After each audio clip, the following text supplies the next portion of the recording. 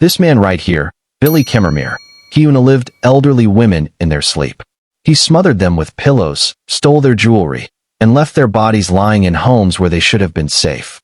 One after another, quiet, methodical, and almost impossible to detect. Families thought their loved ones had passed naturally, but the truth was far darker. These weren't accidents. These weren't illnesses. These were acts of making someone unalive, calculated, cold, and repeated. And here's the twist.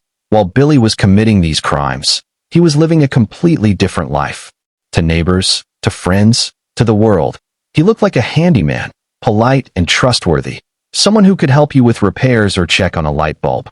No one could imagine that the man knocking on their doors, smiling and helping, was the same person who unalived vulnerable women behind closed doors. It all started with a few cases that seemed ordinary at first. Elderly women passed away unexpectedly, and families mourned quietly, believing age or illness had taken them. But then patterns started emerging.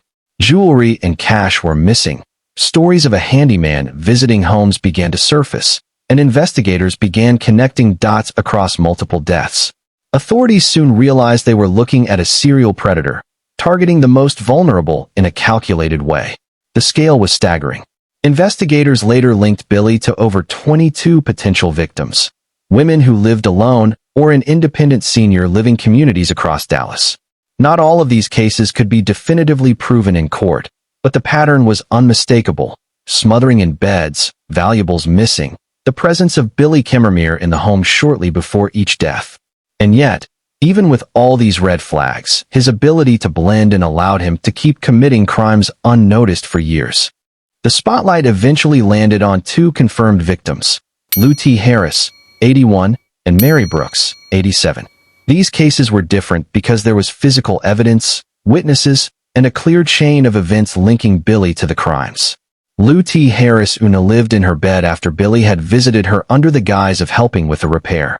Her family had no idea what was coming. Mary Brooks suffered the same fate days later, with her valuables missing and her body found under suspicious circumstances. These two cases became the backbone of the prosecution's argument, showing the cold, calculated method Billy used to prey on his victims. Investigators dug deeper, piecing together years of deaths that had been filed as natural. Surveillance footage, financial records, and witness testimonies created a pattern too compelling to ignore. The surviving elderly women came forward, describing a man who had tried to smother them while they slept, all the while acting as a friendly, trustworthy handyman. That single account triggered a massive investigation, and before long, Billy was arrested in March 2018, holding cash and jewelry taken from his victims. The courtroom battles were intense and harrowing. Billy Chemirmir's first trial ended in a mistrial, but retrials brought convictions. Prosecutors decided against pursuing the death penalty, focusing instead on ensuring he could never harm another soul. Billy was sentenced to life without parole for the murders of Lou T. Harris and Mary Brooks. The families finally had some closure, though the grief and trauma of what happened lingered. Witness testimonies, expert analysis, and chilling details of the methodical way he unalived his victims painted a picture of someone who had spent years perfecting his crimes. Even after the conviction, authorities continued reviewing other potential cases linked to Billy. Though not all could be proven in court, the evidence suggested he had been operating for years, quietly making women unalive and taking their valuables. Families who had long believed their loved ones died of natural causes finally understood the dark truth. The investigation sparked changes in how authorities and senior living communities monitor vulnerable residents, aiming to prevent another predator from acting undetected.